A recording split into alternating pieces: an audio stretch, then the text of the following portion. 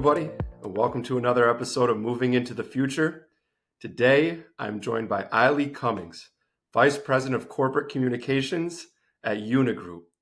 And with it being May, it is officially moving season, or what we call peak season in the moving industry.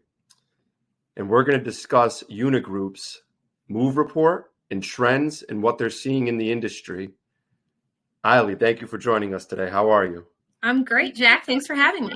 No, it's my pleasure. It's always excited as a UniGroup member ourselves at the Advanced Group to get to speak to somebody who works directly for them and, provide your insight to the podcast.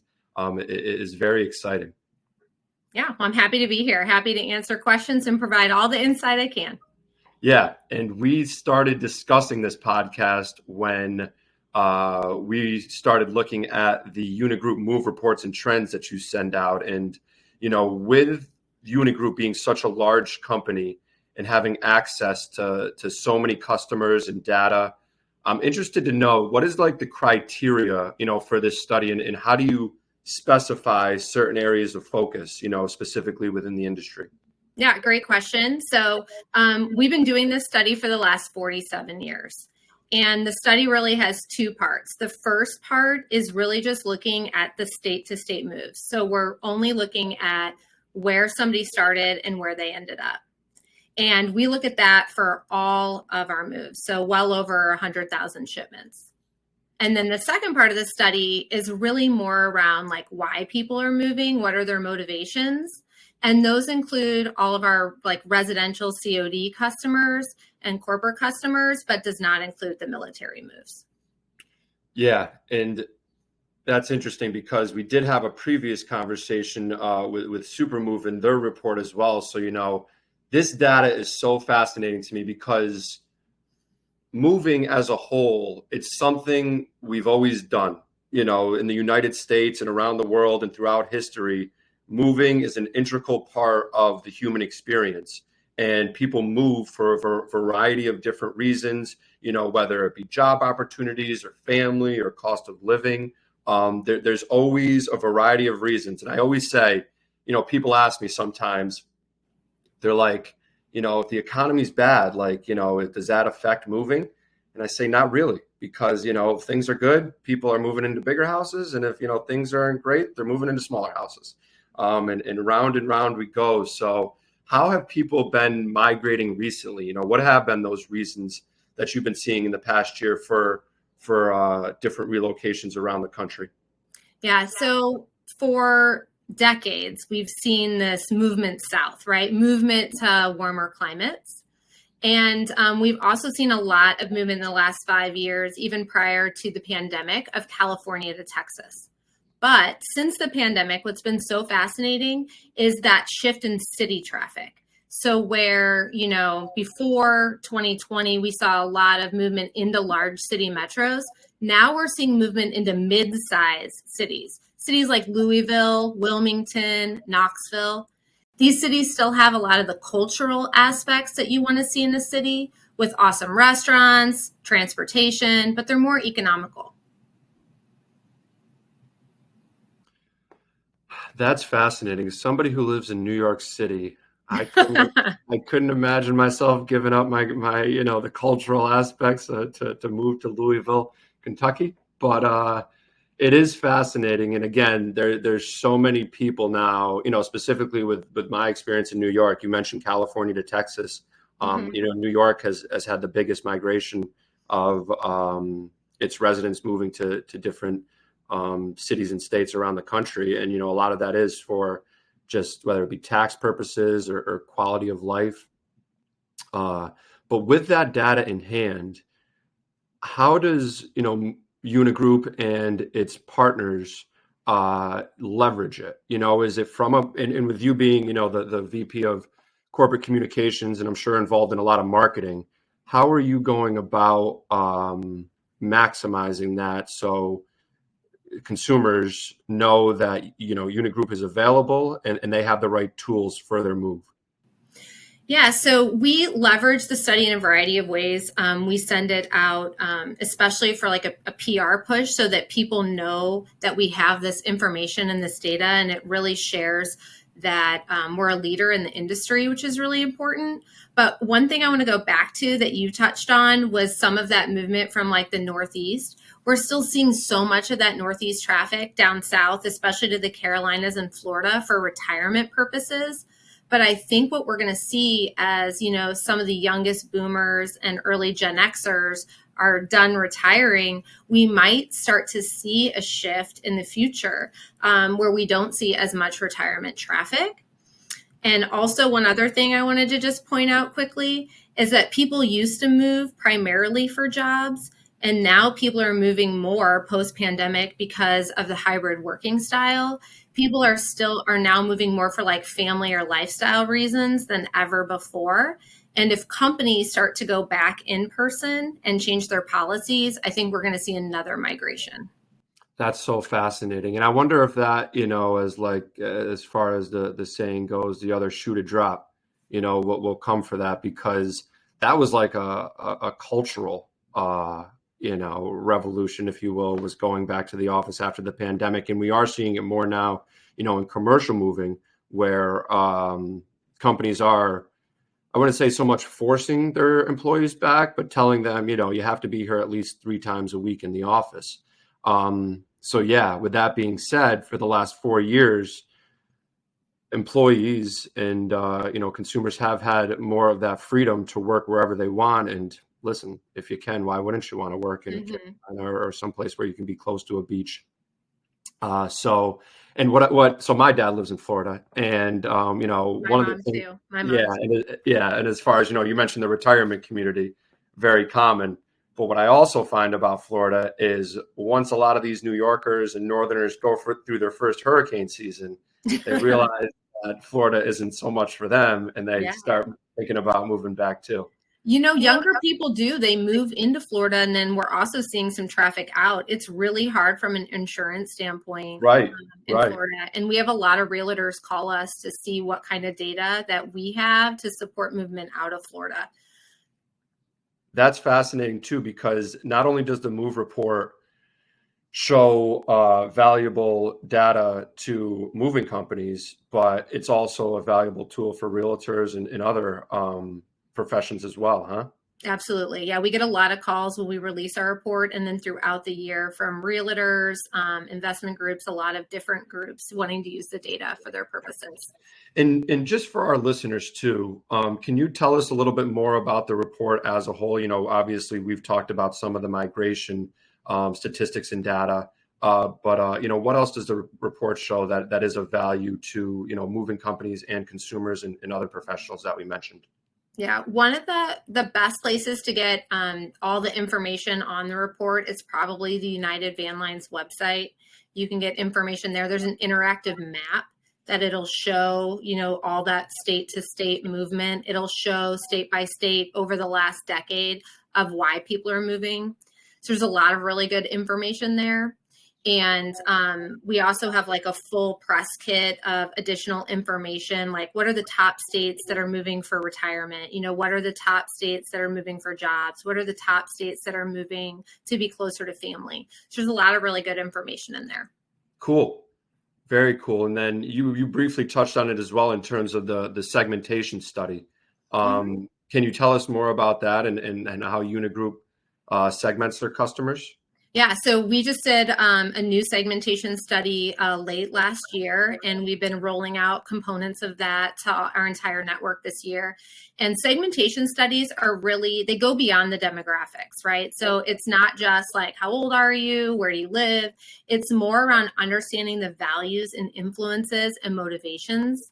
And it's like for moving and beyond. And so what we did was we had 1,500 people who participated in a very extensive study. It was about 30-minute survey that they had to participate in. And then those results were analyzed. And then we looked at how we could divide up those segments. And we landed on 8 different customer segments. And those segments really have to be identifiable. They have to be substantial, which means they have to be large enough to matter. You can't have too many segments, so they have to be manageable. They have to be accessible, and then they have to be actionable. So we have to be able to reach out to those groups. We have to be able to put them into buckets so that we can communicate with them effectively. Wow. That's so fascinating because often too, people are generally broken down, whether it be generationally, we had talked about, baby boomers, Generation X, millennials, so on, or then from an income standpoint, and where they Right. fall in that bucket. But essentially, what UniGroup has done is as taking on other factors and is starting to analyze the data and how that can be, effective in terms of how are we putting forth the best service to these clients? Are we meeting their needs, based on these unique values?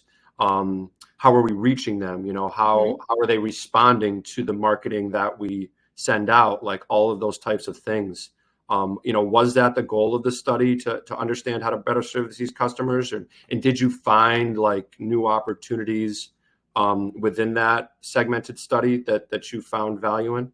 Yeah, absolutely. So ultimately, yes. The answer is yes. And we're well aware that a lot of our potential customers have not moved in many years, right? A lot of times moving from state to state isn't something that people just pick up and do year in and year out. Right. And they've maybe never used a full service mover before.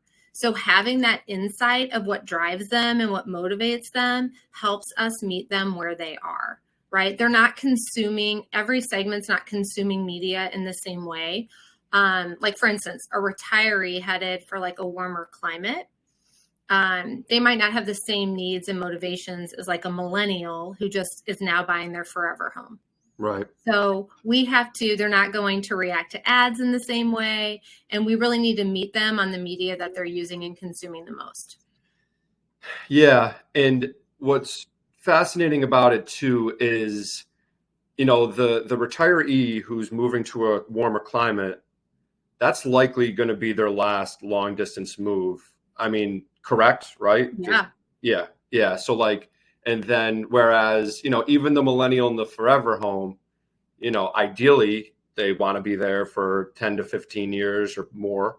But, then life happens and things happen. So, are there certain segments within the study that offer the most opportunity for growth within our industry that you can share? Yeah, I think that there are really two that make the most sense for us. One is what we call optimistic upgraders. Optimistic upgraders typically have children and they're very detail oriented. They want to see the value in a full service move, but they are willing to pay for the extras. They just have to see that the value is really there. The other group are the hands-off pragmatics. They skew a little older, like over 50, not super, doesn't necessarily mean retirees, but they might be downsizing. So maybe they have adult children but aren't ready yet for retirement. And they really think moving isn't a big deal. But they don't want to handle it on their own. That's a big point of emphasis for them. So they want somebody else to handle it. They're hands off, but they also want to see the value. Right, absolutely. And those are the demographics that are most likely, you mentioned it, to include the add-ons or have additional services within the I think that they're the two groups that we do not lever. I think they're underrepresented in Mayflower and United Van Line's actual customers. So I think it's our greatest opportunity for growth are those two segments. That's interesting. So just to repeat it as a salesperson myself, because this is information to me, Yep. It is the optimistic upgraders is what you call them? Optimistic upgraders. Yep. So I'm a millennial. What I myself. Yeah, you probably are, right? You're looking for your forever home, or you're moving up. You just got a raise, got a promotion, very well deserved, by the way. So yeah, you're ready to move on up, and then and like I said, more skewing more to having children, but you're probably looking for a bigger place. Mm-hmm. And then the hands-off pragmatics, they also want a full service mover because they just don't want to deal with it. Yeah. And so that's what you said too. You said it before in the sense of they're willing to pay the extra cost. They just need to understand the value. Exactly. And I think from a salesperson in moving perspective, that's one of the most important things that you have to be able to explain to customers is why are you paying more? Why are we more expensive than the non-van line affiliated mover, or, those type of people. And is that something now? So again, with these reports and these unique segmented types within the report, are you taking any type of information or tools to UniGroup's partners to help them sell better or understand things better or create a different outlook? Yeah, 100%. So you hit the nail on the head. Like, these are amazing sales tools. If you know what drives the person and you know that they're willing to pay for the extras, or you know that all they need to do is get the value explained for them, or the reassurance that their things will be taken care of by a well-known brand, like a leader in the industry, then you do have a leg up, right? And so what we've done is we've created little sales toolkits for each group, and all of that for all of our members. They can access all that information on our intranet system. And so I can give you more information about that, or if anyone's interested, they can always reach out to me if they're in the UniGroup network. But a lot of really good stuff. We've done a couple webinars on the segmentation study as well. See, that information is so valuable, because if UniGroup members are able to take that data and information and then provide it to their sales team so that they can understand that, as you mentioned, these two underrepresented consumer types within our database are out there, and they want to be serviced. They want the white glove experience.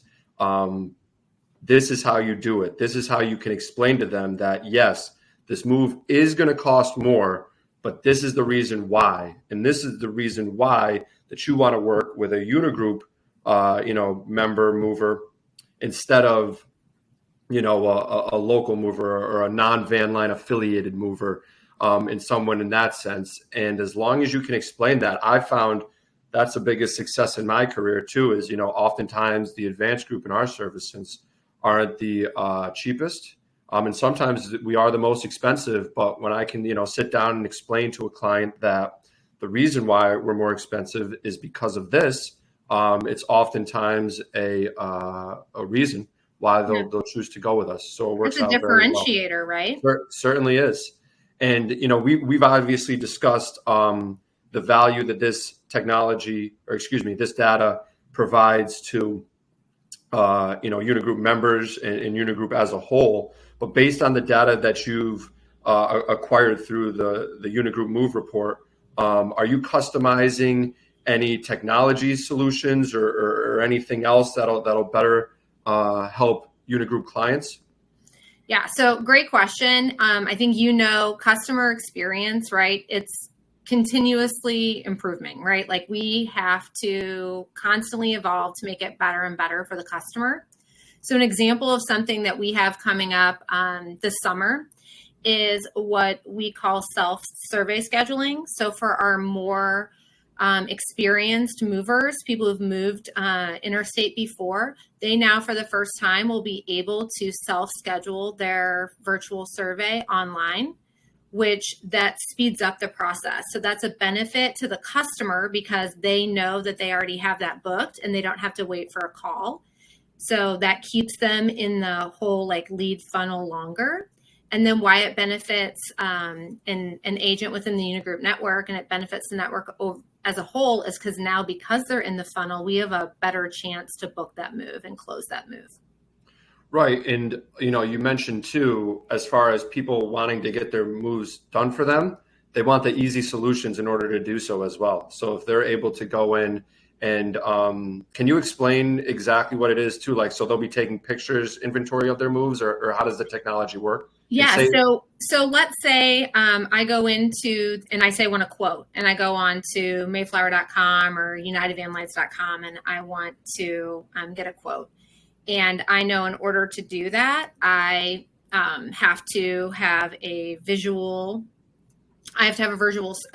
survey done of all the belongings in my house. Mm-hmm. And typically in the current process, right, a customer would go online, they would say that they want to set that up. And then someone from the advanced group or someone from another agent location would call them and set that up. Or maybe our customer service center here at UniGroup will call them and set that up. But you know what it's like. If I'm online now, I want to be able to do it now. I don't want to have to wait in an hour to get a phone call from somebody to ask me to set it up.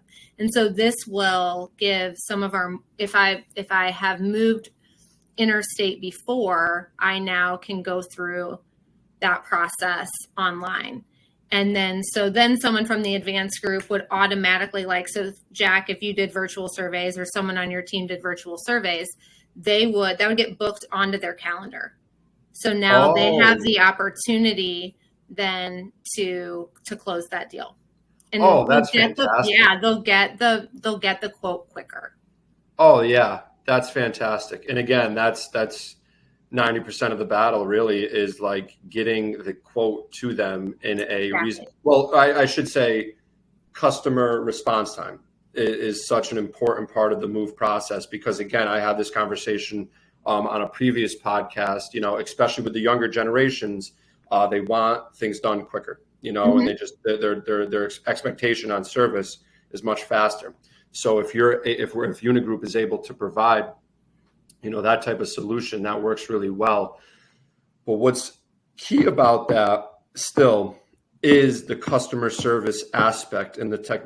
I'm very big on move technology. I think we're like in the beginning stages, especially with AI, of having a lot of very revolutionary, or I should say evolutionary tools in the moving industry. But the hardest part I find about these technologies is the implementation and keeping the service level high to the standard that you adhere to. So, how do you quickly facilitate the changes both internally and for the customer, because there's like obviously a beta testing phase and when you ask a moving company to use a new technology, there's an integration phase with them. So how do you go about managing that? Yeah. Great question. So because self-survey scheduling really impacts the customer primarily and not the network as a whole, the change management lift is a little lighter.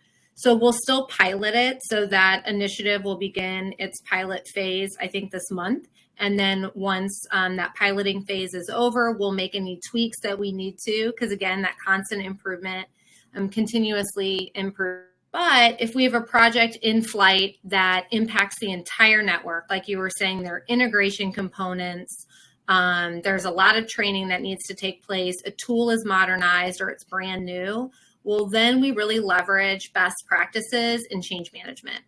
So we have a senior change manager here at UniGroup, and her biggest area of focus really is that stakeholder analysis work.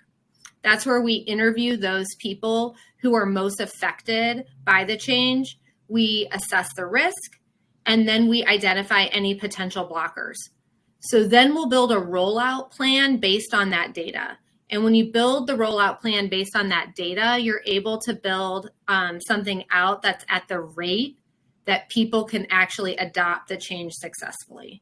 And those rollout plans include like communications plan, training plan, feedback plan, all those types of things. Wow. That's incredible.